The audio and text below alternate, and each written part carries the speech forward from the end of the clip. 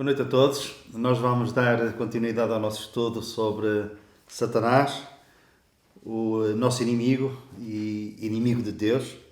E hoje vamos estudar uma outra faceta do seu caráter. Satanás, o maligno. E o que é que significa este nome? Significa aquele cuja natureza é perversa, repleto de maldade. Nós podemos ainda acrescentar dizendo que Satanás, como o maligno, ele é aquele que não tem um pingo, no seu caráter não tem um pingo de graça, de misericórdia, de amor.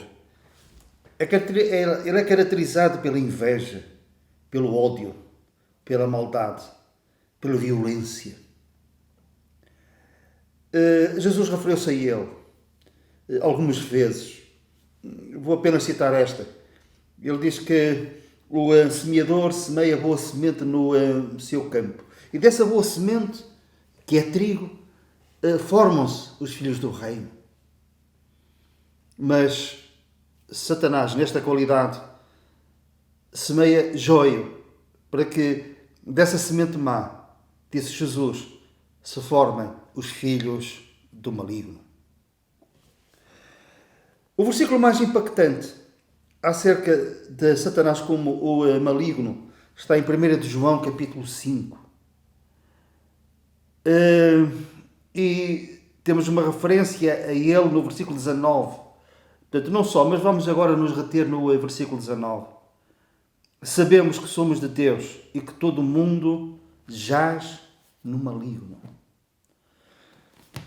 Este é um versículo que, ao ser lido, ao ser conhecido, devia de nos fazer parar. Devia de causar um impacto tal que nos deveria de levar a uma reflexão profunda, a um estudo, uma análise esmerada acerca daquilo que isto significa. O mundo jaz no maligno. E nós sabemos isto, e a palavra de Deus nos diz.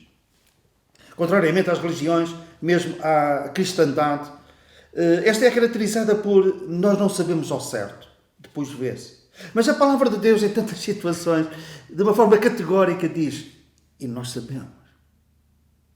Por exemplo, o apóstolo Paulo disse, sabemos que se a nossa casa terrestre, deste tabernáculo, referente ao corpo, se desfizer pela morte, temos um edifício, uma casa não feita por mãos de homens, eterna nos céus, um corpo glorioso, semelhante ao do Senhor Jesus. O apóstolo João, nesta mesma carta, ele diz, sabemos. Sabemos que temos a vida eterna e sabemos que esta vida eterna está no Filho de Deus, no Senhor Jesus. Neste mesmo capítulo ele diz, e sabemos que Jesus é o Filho de Deus, é o verdadeiro Deus e a vida eterna, sabemos. E nós que conhecemos a palavra de Deus também sabemos que o mundo está no maligno, jaz no maligno. O que é que significa esta palavra jaz?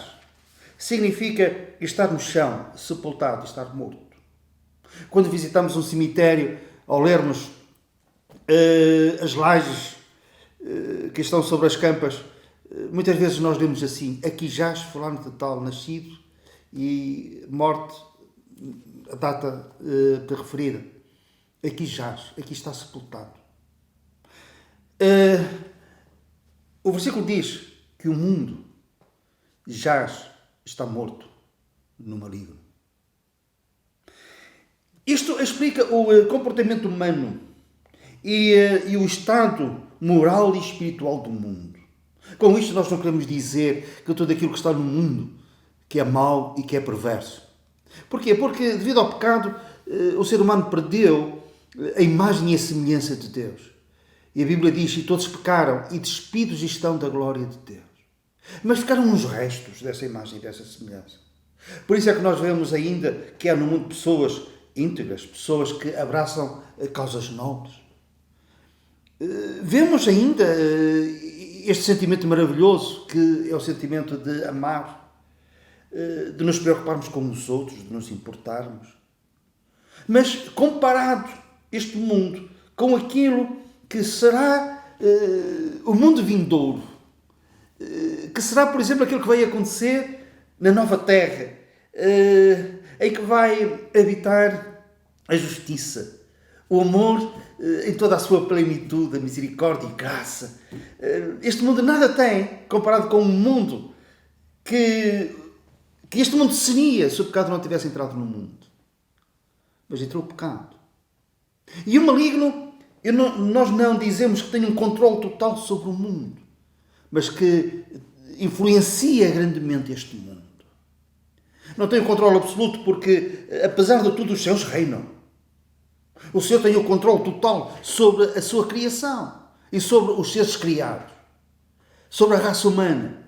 Mas Satanás tem liberdade, tem alguma liberdade sobre a permissão, sobre a vontade permissiva de Deus para influenciar o mundo, e tem-no feito. E por isso o apóstolo João chega a esta conclusão: o mundo jaz no maligno.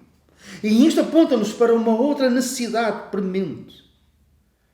É que se o mundo está assim e cada um de nós morto nos seus pecados, jazendo, então nós precisamos de alguém que nos vivifique, que nos traga vida.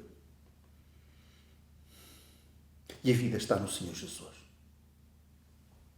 E quando isso acontece, a nosso respeito já não será dito jaz no maligno, mas tem vida em Cristo, foi vivificado em Cristo Jesus. E nós sabemos. E no versículo anterior, o apóstolo João diz novamente: e sabemos que todo aquele que é nascido de Deus não vive pecando. Nós sabemos. Precisamos de nascer de novo, mortos em delitos e pecados, jazendo no maligno, mas vivificados em Cristo. Mas mesmo nesta condição, se nós não tivermos cuidado, o maligno pode nos tocar. Porque o versículo diz: sabendo que todo aquele que é nascido de Deus não vive pecando, mas o que de Deus é gerado conservar-se-á a si mesmo, e o maligno não lhe toca, se não viver pecando. Precisamos ter cuidado. Nós estamos aqui a falar de perdermos a nossa salvação, mas podemos perder tantas coisas que acompanham a salvação se vivermos pecando. Querem um exemplo bíblico?